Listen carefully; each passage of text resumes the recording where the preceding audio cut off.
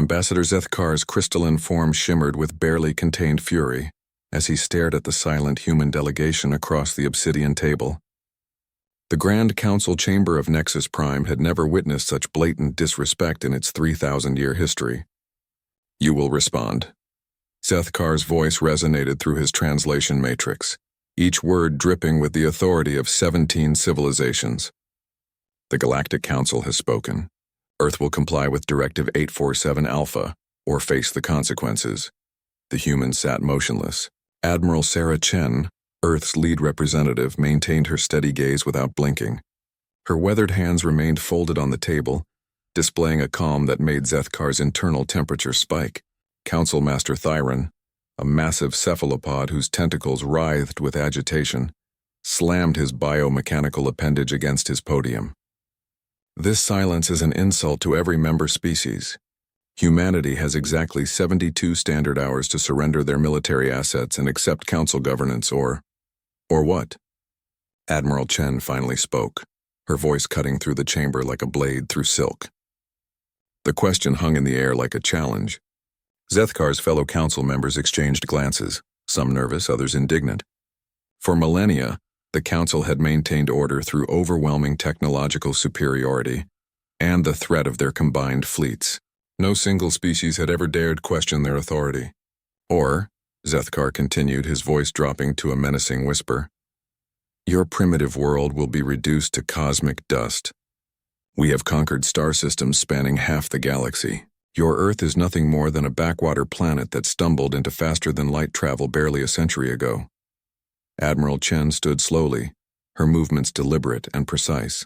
"Ambassador Zethkar, Council Master Thyron, esteemed delegates," she began, her tone conversational, almost friendly. "Let me tell you something about humans that your extensive databases might have missed." She walked to the chamber's massive viewport, where distant stars twinkled against the cosmic void. "We've been fighting wars since before we discovered fire, while your species evolved through cooperation and mutual advancement. We carved our path through blood, iron, and stubborn refusal to yield." "Barbaric," hissed Velthar, the insectoid representative from the Hive Collective. "This only proves our point. Humans are too violent for civilized society." Chen turned back to face the assembly, a cold smile playing at her lips. "You mistake adaptation for barbarism. Every species here achieved spaceflight through peaceful development, guided by benevolent predecessors who shared their knowledge freely. Do you know how humans reached the stars?" The chamber fell silent. "We clawed our way up from a planet that tried to kill us every single day. Ice ages, volcanic eruptions, asteroid impacts, predators, diseases, natural disasters. Earth threw everything at us, and we refused to die. When we finally looked up at the stars, we didn't see wonder and possibility like you did. We saw the ultimate challenge." Zethkar's crystalline structure flickered with uncertainty. The human databases had mentioned their violent history, but the council had dismissed it as primitive barbarism that would be easily suppressed. "Your fleets," Chen continued, gesturing toward the massive ships visible through the viewport, "are marvels of engineering designed for exploration, trade, and occasional police actions against pirates or rebels. They're beautiful, efficient, and follow all the accepted conventions of civilized warfare." Her smile widened. "Our ships were designed by a species that spent 10,000 years perfecting the art of killing each other. Every human vessel carries the accumulated knowledge of every war we've ever fought, every mistake we've ever made, every enemy we've ever faced." Council Master Thyron's tentacles coiled tighter. "You speak as if your handful of primitive vessels could challenge the combined might of 17 civilizations." "Primitive?" Chen laughed, the sound echoing strangely in the chamber. "Ambassador, when your fleets arrive at Earth, and they will because I know you won't back down from this, you'll face weapon systems developed by creatures who turned warfare into an art form. Nuclear weapons, kinetic bombardment, plasma cannons, antimatter torpedoes, and some rather creative applications of physics that we discovered while trying to kill each other more efficiently." She paused, letting her words sink in. "But that's not what should worry you." Zethkar found himself leaning forward despite his attempts to maintain diplomatic composure. "What should worry us, human? The fact that we're not afraid to use them." Chen's voice became deadly serious. "Your species fight for territory, resources, political advantage. All rational, civilized reasons. Humans fight for something far more dangerous. We fight for the simple, stubborn refusal to kneel.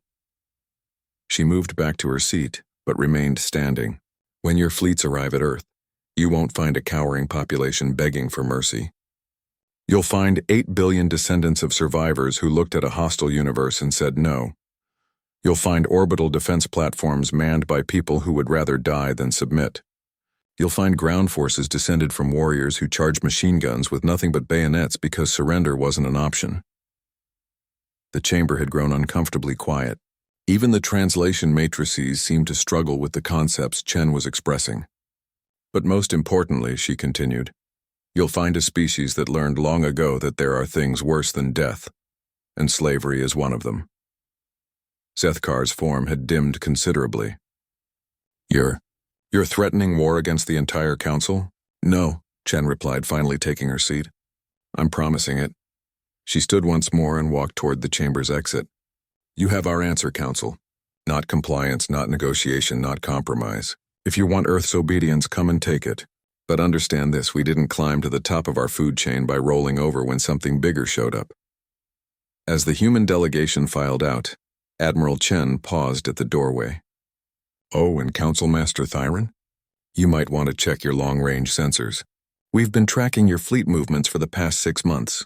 18,000 ships is impressive, but you should know. We've been preparing for this conversation for much longer than you think. The chamber doors sealed behind the humans, leaving the council in stunned silence. It wasn't until several minutes later that Velthar's panicked voice broke the quiet. Council Master, I'm receiving reports from our border stations. Unknown vessels are appearing throughout council space. They're not attacking, just watching. Zethkar's crystalline structure flickered rapidly as the implications hit him. How many vessels? We don't know, sir. They're using some kind of stealth technology we've never encountered. Our sensors can only detect them when they want to be seen. In the distance, Admiral Chen's final words echoed in every delegate's mind. We've been preparing for this conversation for much longer than you think. The Council had demanded Earth's obedience. Humanity had replied with silence and warships.